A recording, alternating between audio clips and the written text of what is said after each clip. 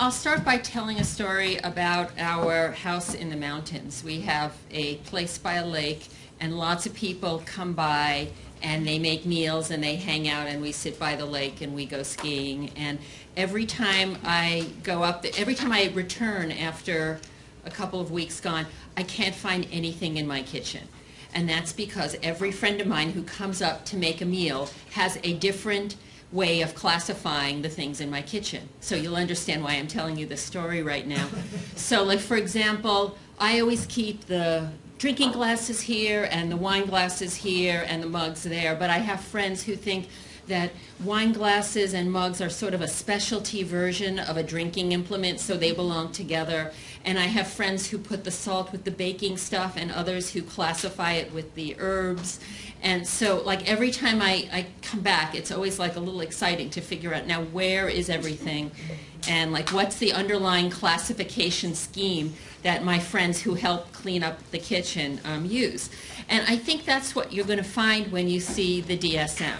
You're going to get this sense of real disorientation for a while, and that's because a lot of things won't be where they belong. Now when you hear about it today, you'll think, okay, I could kind of wrap my head around that belonging there, but it's not going to feel intuitive. And Dr. Olkin and I have gone through a fairly long stage of scratching our heads and bewilderment. Why is that there? Why is that there?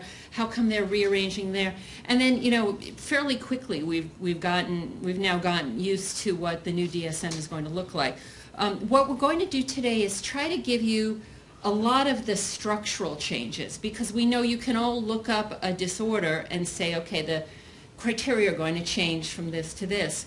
But there are major structural changes in the DSM-5, and so I'm hoping that by giving you that structure, you'll begin to kind of reclassify in your own head, maybe create new file folders in your own head about where diagnoses are going to be found and how that reflects changes in viewing psychopathology. So here are just a few fun facts about the new DSM. It's going to be the DSM-5, not the DSM Roman numeral V, and that's because it's probably being changed because that will allow numbering the revisions. So you could have, DSM 5.1 and 5.2 and so on. It was targeted for 2009 and then 2011, and now it's going to be rolled out at the American Psychiatric Association conference in just a few weeks. Just a couple of things about how it was put together. The pre-planning papers were developed in 1999, which I believe was before the DSM-4 TR came out. There were broad work groups created. So, that's really amazing to think that this has been going on since 1999. The groups included nomenclature and neuroscience and genetics. And then there were some additional groups for personality disorders, mental disorders, and disability and cross-cultural issues. And then there were a number of white papers done on gender, geriatric issues, and infants and young children. There were planning conferences between 2004 and 2007, group conferences with the World Health Organization and NIH and the American Psychiatric Association. And then working groups met between 2006 and 2008, which is still 5 years ago. Field trials between 2010 and 2012, and public commentary invited online. So it was pushed back a number of times. So it's going to be rolled out at the American Psychiatric Association meeting, and I, for one, am not going to be waiting online all night in my sleeping bag to be the first one to get one, but maybe some of you will. So I will not sleep in front of Moscone Center to get my own copy. A number of people have pre-ordered copies on Amazon. It's going to be expensive. And there is going to be an electronic version created. And I have no idea what the form of that will be, but it would be so nice if it's something that would be really easily searchable, so you're not sitting there like we're all doing, trying to find the diagnosis, the right diagnosis.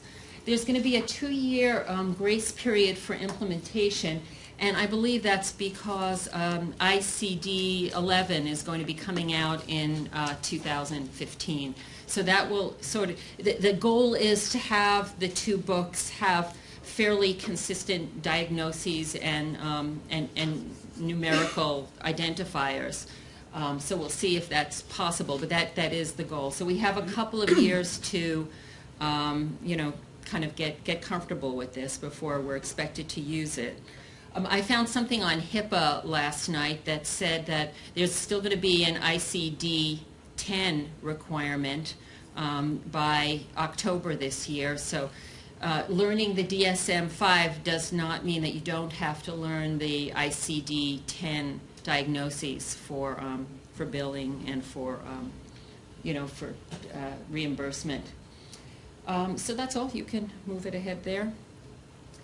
So whenever I give a talk about DSM, I always start by asking about people's pet peeves, because I know anybody who's been using this book in teaching and in their clinical work has something they don't like about it. So I would love to hear, let's say, 5 pet peeves that related to the DSM-4 TR. What don't you like about it? What drives you crazy about it? I will give you one. I hate the section on substance abuse. To me, it's like getting lost. Literally, it's like getting lost in a casino with lights flashing, and I can't find anything. There are some disorders that can only have use, and some can't have withdrawal, and there are some that can have, you know, use and abuse and not abuse, and some. So I get very overwhelmed and confused. Anything else that people don't like about the DSM? I Yes. hate this section on learning disorders because they don't really fit with reality. Okay, so a lot of people complain about learning disorders. They complain that there's no consistency between what goes on in the schools and what goes on in a psychologist's office. So it creates a lack of communication. Anything else? Yep. I don't think it describes really well what we typically see in the office of people who have really early complex trauma, and then you see them 20 years later, and they're 25 or even late teens. It just doesn't seem to really provide that kind of coverage. Yeah, and I think you'll find that the DSM-5 doesn't also. Yeah, I mean, I think that's been a big controversy. The comment was about the long-term sequelae of traumatic upbringing. And a lot of people felt that the DSM-5, that we know enough now that should have been covered better, but it really isn't. There's slight changing in where things are in the book and slight changing in the diagnoses, but there is still, it does not reflect the depth of what we know about treatment. Anybody want to say anything about the personality disorders in DSM? Too many. There are too many personality disorders. There are too many not otherwise specified. There's too much overlap. It's really hard to say they're this and not that. And so that's been an area that there was a lot of complaint about. And I hope we have time for us to go over some of the politics around personality disorders. Could you move to the next slide? In any case, so I think pretty much anyone who has worked with this book for you know, over the course of their training understands that there are a number of problems in its use.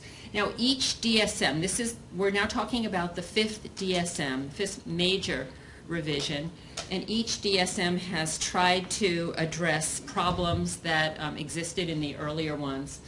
The first two, DSM-1 and DSM-2, I'll just tell you a couple of fun facts about them. DSM-1 had 130 pages and 106 diagnoses. DSM-3, which was when I was an undergrad, so I sort of think about it, I think of it as my DSM.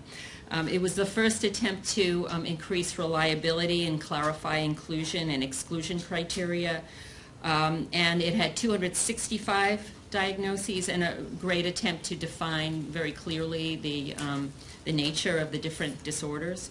It had 494 pages.